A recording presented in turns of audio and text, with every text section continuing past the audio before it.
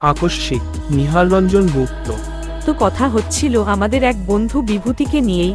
প্রায় 10-12 দিন আমাদের আড্ডায় সে অনুপস্থিত, কোনো খবর পর্যন্ত নেই। অথচ দলের মধ্যে সেই বেশি আড্ডাবাজ।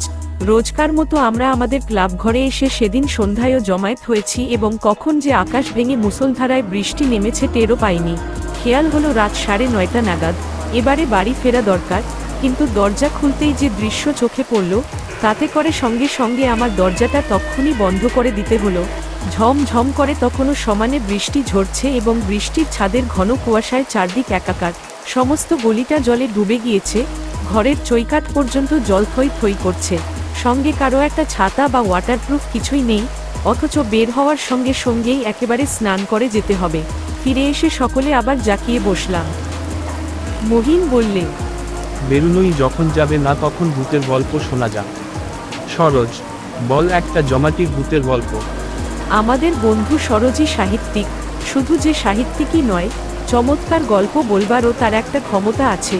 কিন্তু মুহিনের প্রস্তাবে বাধা দিয়ে দিব্যেন্দু বললে, না, শচীনের নতুন কোনো ম্যাজিক দেখা যাক। আমি প্রস্তাবে এবার সায় দিলাম। হ্যাঁ, সেই ভালো, শচীন শুরু কর। আমাদের দলের মধ্যে শচীন অ্যামেচার ম্যাজিশিয়ান না হলেও ম্যাজিকে সত্যিই তার বাহাদুরি ছিল। আশ্চর্য রকম ম্যাজিক এক সময় আমাদের দেখিয়ে সে কতদিন তাক লাগিয়ে দিয়েছে। ঘরের এক কোণে একটা চেয়ারে বসে শচীন আপন মনে একটা সিগারেট টানছিল।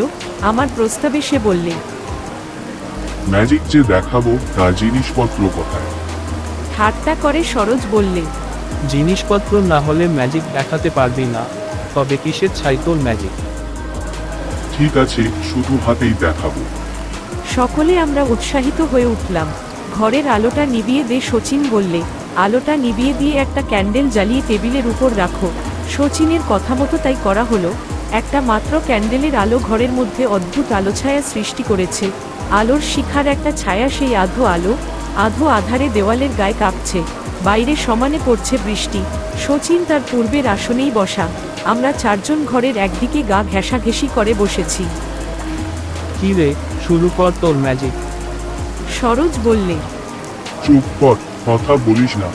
তারপর সবাই চুপচাপ। 1 মিনিট, 2 মিনিট করে 15 মিনিট কেটে গেল। সবাই অধৈর্য হয়ে উঠেছি। এমনি সময় সরোজ আবার প্রশ্ন করল, কি রে সচে, ঘুমালি নাকি?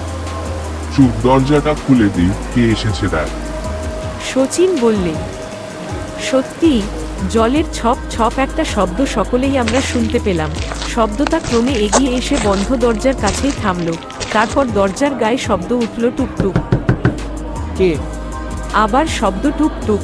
আমি উঠে গিয়ে দরজাটা খুললাম। সঙ্গে সঙ্গে একবার বিদ্যুৎ চমকালো। সেই ক্ষণিক আলোর দীপ্তিতে দেখলাম কে যেন একজন ঠিক দৌড় গোড়াতেই নিঃশব্দে দাঁড়িয়ে আছে, অস্পষ্ট একটা ছায়ার মতো। কে? কিন্তু আগন্তুক আমার প্রশ্নের কোনো সাড়া দিল না। খানিকটা জমাট কুয়াশার মতোই যেন পাশ কাটিয়ে ঘরে গিয়ে ঢুকতেই আমি দরজাটা যেমন বন্ধ করেছি, সঙ্গে সঙ্গে দমকা হাওয়ায় ঘরের একটি মাত্র ক্যান্ডেলের আলোটি নির্বাপিত হলো। মুহূর্তে নিশ্ছিদ্র অন্ধকার চারিদিক গ্রাস করল। এবারে শচীন প্রশ্ন করল, তুমি কে? আমি বিভূতি। চাপা দীর্ঘশ্বাসের মতো স্বাভাবিক গলায় সাড়া এলো, বিভূতি? কে বিভূতি? বিভূতি চক্রবর্তী। হাত বাড়িয়ে দরজার ঠিক কাছেই দেয়ালে আলোর সুইচ টিপলাম। খট করে একটা শব্দ হলো মাত্র, কিন্তু ঘরের আলো জ্বলল না। আর ঠিক সেই মুহূর্তেই মনে হলো কে যেন ঠিক আমার পাশেই দাঁড়িয়ে একটা দীর্ঘ নিঃশ্বাস ছাড়ল। নিজের অজ্ঞাতেই দুপা পিছিয়ে একেবারে দেওয়াল ঘেঁষে দাঁড়ালাম। ভয় তখন আমার গলা পর্যন্ত যেন শুকিয়ে উঠেছে। হঠাৎ এমন সময় মনে পড়ল বিভূতি। বিভূতি চক্রবর্তী আমাদের বন্ধু। তবে সঙ্গে সঙ্গে যেন ভয়টা কেটে গেল। সোৎসাহে বললাম, বিভূতি তুই? হ্যাঁ। সেই পূর্বের মতো চাপা কণ্ঠস্বর। মনে হলো বড় যেন কষ্ট হচ্ছে তার কথা বলতে। আরও মনে পড়ল বিভূতি তো থাকে সেই ভবানীপুরে। প্রায় 10-12 দিন আড্ডায় আমাদের আসে না সেই। এই প্রচণ্ড বর্ষণমুখর রাতে সেই ভবানীপুর থেকে এসেছে। একটু বিস্ময়ই লাগে। আমি এবারে প্রশ্ন করলাম, এই ঝড় জলের মধ্যে এত রাত্রে তুই? ব্যাপার কি বিভূতি? বিভূতি আমার প্রশ্নের কোনো জবাব না দিয়ে শচীনকে সম্বোধন করে বললে, শচীন, আমাকে তুই ডাকছিলি কেন? প্রশ্ন করল এবার সরোজ। বিভু, এই জলের মধ্যে তুই এলি কি করে রে? জল? বাইরে তো ভীষণ বৃষ্টি। তা হবে। কি রে, চারদিকে জল থই থই করছে, আগেই বুঝি বের হয়েছিল, বলল সরোজ। না তো, শচীন ডাকার সঙ্গে সঙ্গেই তো এলাম। ভিজে গেছিস তো একেবারে? না, বলে কি বিভূতি, ওর মাথা খারাপ হয়ে গেছে নাকি? হঠাৎ আবার বিভূতি বললে, আমি যাই ভাই। যাবি? কোথায় যাবি এই বৃষ্টির মধ্যে? মাথা খারাপ হলো নাকি তোর? আমার বড় কষ্ট হচ্ছে রে, আমি আর ঘরের মধ্যে থাকতে পারছি না, আমি চললাম। বলবার সঙ্গে সঙ্গে দরজাটা যেন খুলে গেল, আর ঠিক সেই মুহূর্তে ঘরের আলোটা দপ করে জ্বলে উঠল। কিন্তু কোথায় বিভূতি? আমরা ঘরের মধ্যে হতভম্বর মতো, বিভূতি, বিভূতি! আমি ছুটে দরজার বাইরে গেলাম। বৃষ্টি তখন থেমে গিয়েছে, গলির মধ্যে জল অনেক কমে এসেছে। যতদূর দৃষ্টি যায় কাউকে দেখতে পেলাম না, কেবল একটা জলের মধ্যে দিয়ে কারো হেঁটে যাবার ছোট ছোট শব্দ কানে ভেসে এলো। পরের দিন দুটো সংবাদ আমরা জানতে পারলাম।